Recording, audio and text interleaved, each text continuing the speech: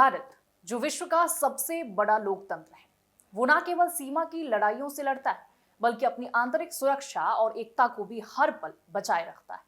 आज हम बात करने जा रहे हैं एक ऐसे मामले की जिसने सीधे भारत के सबसे पवित्र प्रतीक हमारे तिरंगे झंडे को निशाना बनाया है।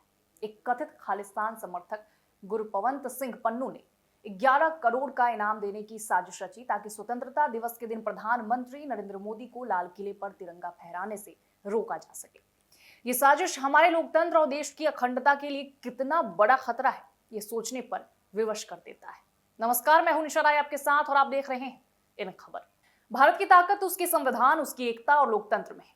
130 करोड़ से ज्यादा लोगों वाला हमारा देश अपनी विविधता में एकता की मिसाल है। भाषाएं, संस्कृतियां, धर्म चाहे जितने भी हो, भारत एक साथ है और रहेगा। लेकिन आज भी कुछ लोग ऐसे हैं जो इस एकता को तोड़ने की कोशिश करते हैं। वे न केवल राजनीतिक तौर पर अलगाव चाहते हैं, बल्कि हिंसा और आतंकवाद के जरिए देश को कमजोर करना चाहते हैं।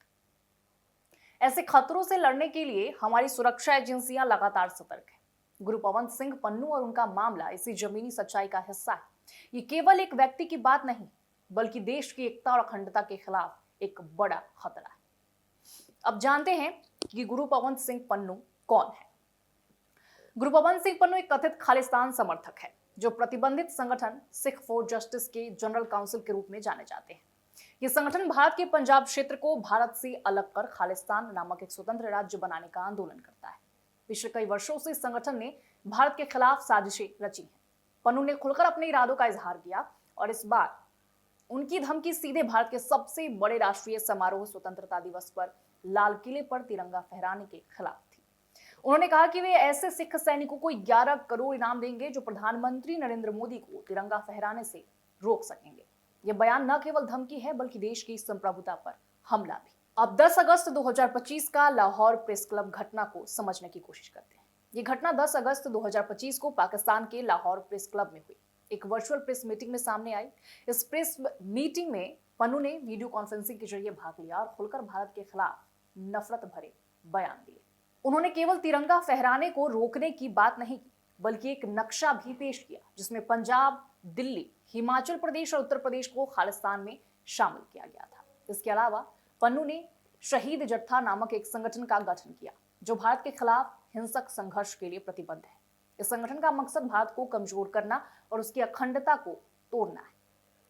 अब समझते हैं कि साजिश के गंभीर मायने क्या है, किस तरीके से ये साजिश रची गई। ये साजिश केवल राजनीतिक बयानबाजी नहीं, बल्कि भारत की संप्रभुता पर एक गंभीर हमला है। जब कोई किसी भी तरह से प्रधानमंत्री के स्वतंत्रता दिवस के समारोह को प्रभावित करने की कोशिश करता है, तो वो सीधे हमारे लोकतंत्र और राष्ट्रीय एकता को चुनौती देता है।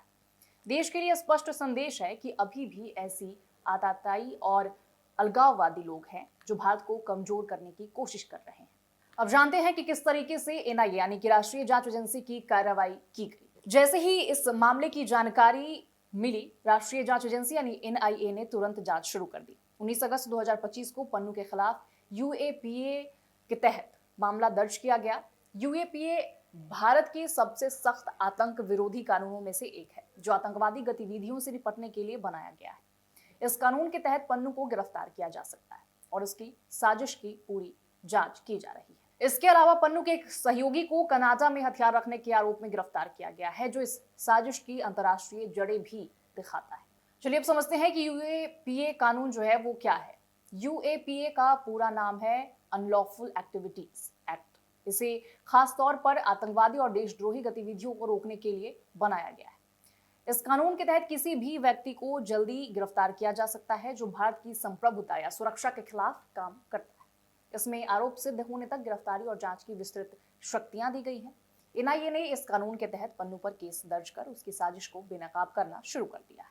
अब जानते हैं खालिस्तान आंदोलन, इसके इतिहास और वर्तमान में क्या है। खालिस्तान आंदोलन 1980 और 1990 के दशक में चरम पर था, जब पंजाब में हिंसा और आतंकवाद फैला। इसका उद्देश्य पंजाब को भारत से अलग कर एक स्वतंत्र खालिस्तान राज्य बनाना था। भारत सरकार ने उस समय कड़ी कार्रवाई की और आतंकवाद को दबाया, लेकिन इस विचारधारा के समर्थक अब भी सक्रिय हैं। वे विदेशों से भारत में हिंसा फैलाने की कोशिश करते हैं। गुरपवंत सिंह पन्नू जैसे लोग इस आंदोलन को फिर से जोर देने की कोशिश कर रहे हैं, जो भारत के लिए चिंता का विषय बन चुका है। अब इस वक्त पर भारत की जो सुरक्षा एजेंसियां हैं उनकी चुनौतियां क्या हैं वो जानने की कोशिश करते हैं। आज के दौर में भारत की सुरक्षा एजेंसियों के सामने कई चुनौतियां हैं। आतंकियों और अलगाववादी समूह न केवल देश के अंदर सक्रिय हैं बल्कि विदेशों से भी अपने सहयोगी भेजते हैं। डिजिटल मीडिया के माध्यम से फर्जी खबरें फैलाना, सोशल मीडिया का दुरुपयोग करना और लोगों को भड़काना इनके हथियार है।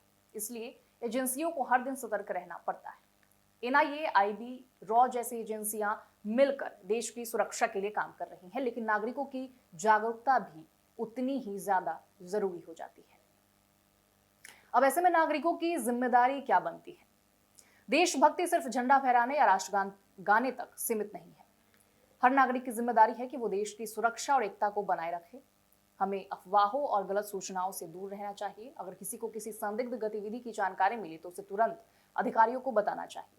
हमारे छोटे छोटे कदम भी देश की रक्षा में बड़ा योगदान दे सकते हैं। भारत का लोकतंत्र दुनिया का सबसे बड़ा और सबसे विविधतापूर्ण लोकतंत्र है। इसे सुरक्षित रखना हम सभी का फर्ज है। हर साल स्वतंत्रता दिवस का उत्सव हमें याद दिलाता है कि आजादी की कीमत कितनी बड़ी है और हमें उसे कैसे संजो कर रखना है। वहीं दूसरी ओर इस साजिश से यह भी साफ हो जाता है कि हमें हमेशा सचेत और एकजुट रहना होगा। अब जानने की कोशिश करते हैं कि भविष्य की चुनौतियां क्या हैं और इसका समाधान क्या हो सकता है। भारत को आगे भी कई खतरों का सामना करना पड़ सकता है, लेकिन हमारी ताकत हमारी एकजुटता, जागरूकता और सुरक्षा एजेंसियों की तत्परता में है। हमें अपने देश के संविधान और कानूनों का सम्मान करना होगा और हर तरह की साजिश के खिलाफ खड़ा होना होगा। साथ ही तकनीक का सही उपयोग करके फेक न्यूज और आतंकवाद से लड़ना होगा। शिक्षा और जागरूकता से ही हम एक मजबूत भारत का निर्माण कर सकते हैं। तो आज हमने ये जाना कि किस तरह से कैसे कथित खालिस्तान समर्थक ने भारत के सबसे पवित्र प्रतीक तिरंगे को निशाना बनाया, कैसे एनआईए ने इस साजिश को बेनकाब किया और देश की सुरक्षा की जिम्मेदारी निभाई। देश की सुरक्षा केवल सरकार का काम नहीं बल्कि हर नागरिक का फर्ज है। हमें अपने लोकतंत्र और संविधान के प्रति सजग और जागरूक रहना होगा। यदि हम एकजुट रहेंगे तो कोई भी ताकत हमें नहीं तोड़ पाएगी। देश की संप्रभुता और लोकतंत्र की रक्षा हमारी सबसे बड़ी जिम्मेदारी है। अगर आपको ये वीडियो पसंद आई हो तो कृपया लाइक करें, शेयर करें और चैनल को सब्सक्राइब करना ना भूलें। ऐसे ही देश के महत्वपूर्ण मुद्दों पर अपडेट्स पाने के लिए हमारे साथ बने रहिएगा। धन्यवाद।